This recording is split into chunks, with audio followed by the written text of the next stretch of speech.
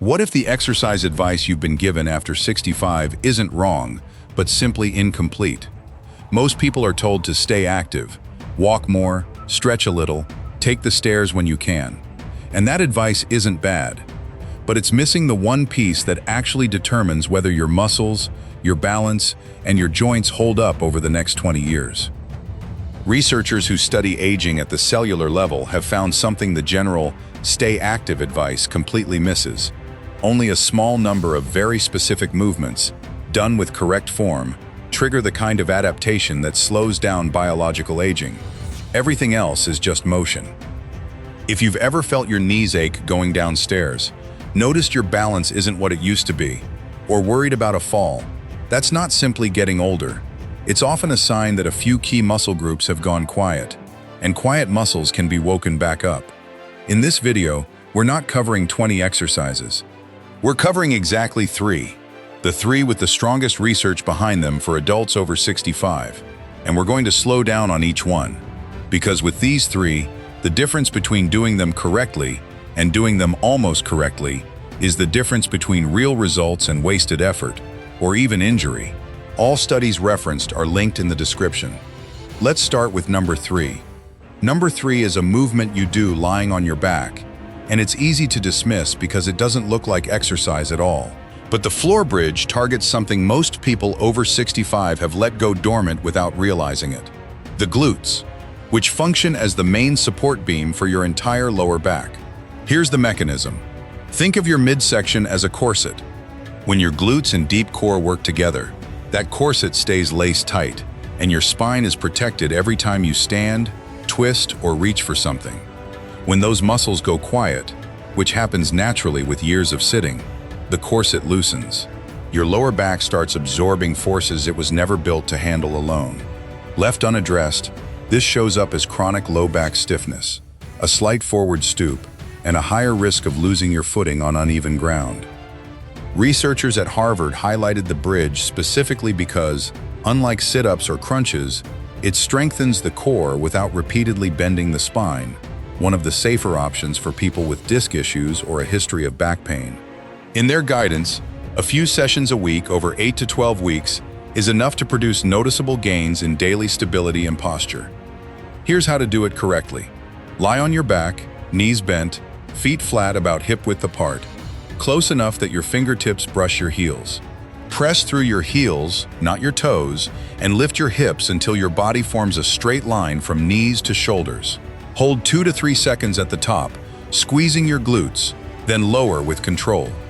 The mistake almost everyone makes: arching the lower back to gain height instead of lifting through the glutes.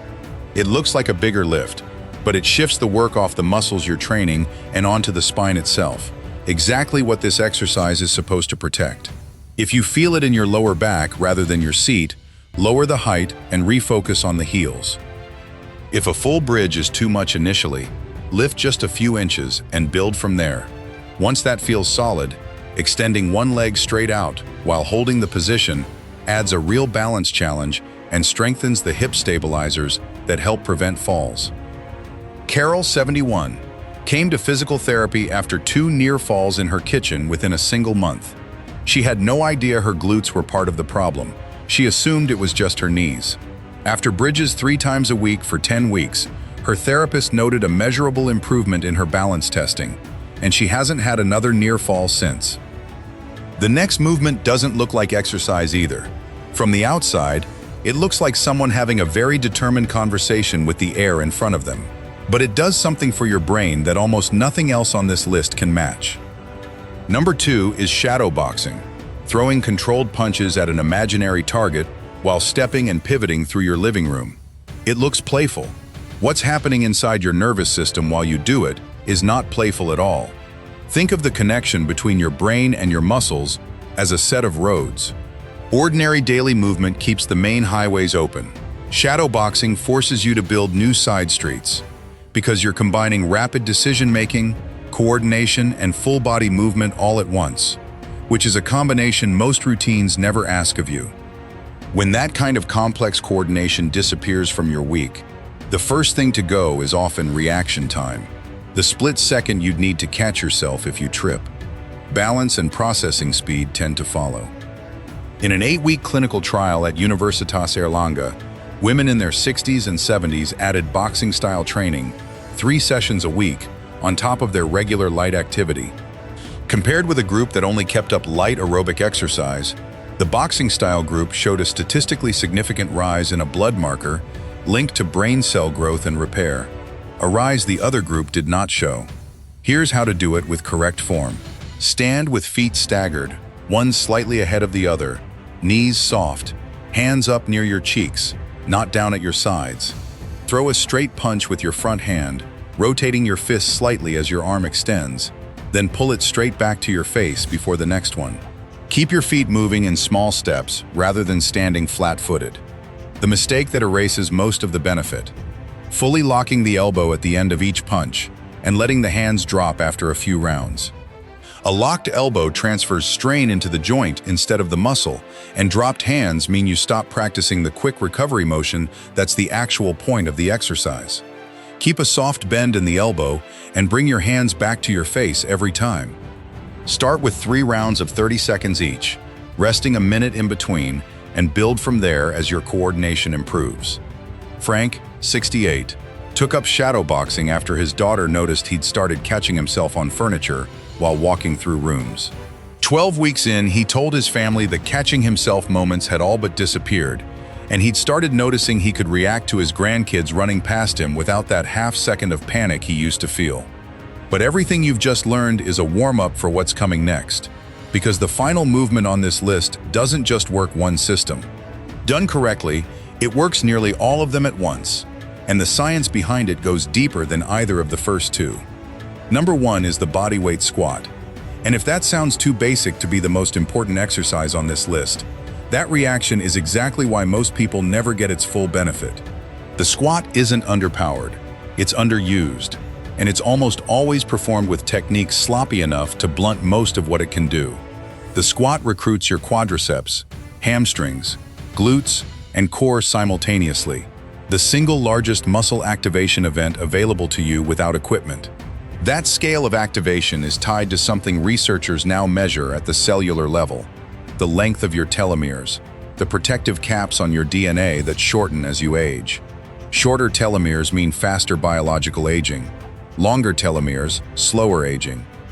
A 2024 analysis of over 4,800 American adults, published in the journal Biology, using National Health Survey data, found that adults who did about 90 minutes of strength-based movement per week, squats among the most accessible, had measurably longer telomeres than those who did none, a difference researchers calculated as roughly 4 fewer years of biological aging.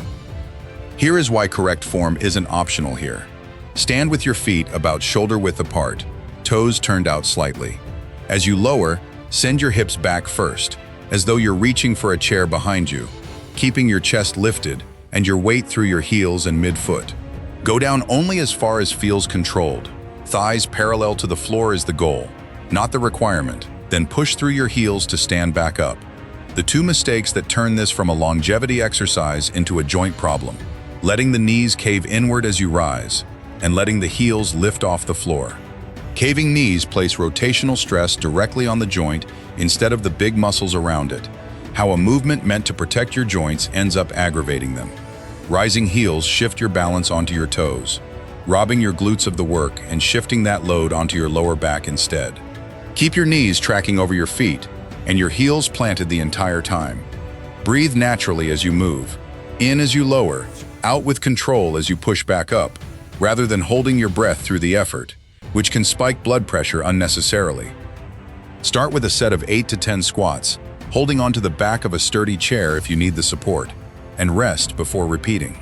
As your strength builds, you can move away from the chair and later slow the lowering phase down to make each rep more demanding without adding a single pound of resistance. Robert, 74, hadn't stood up from his armchair without pushing off both armrests in almost 2 years. He started with chair-assisted squats, 10 a day, focused entirely on knee alignment and keeping his heels down. 8 weeks later, he stood up from that same chair with his arms crossed, no push-off needed. 3 movements.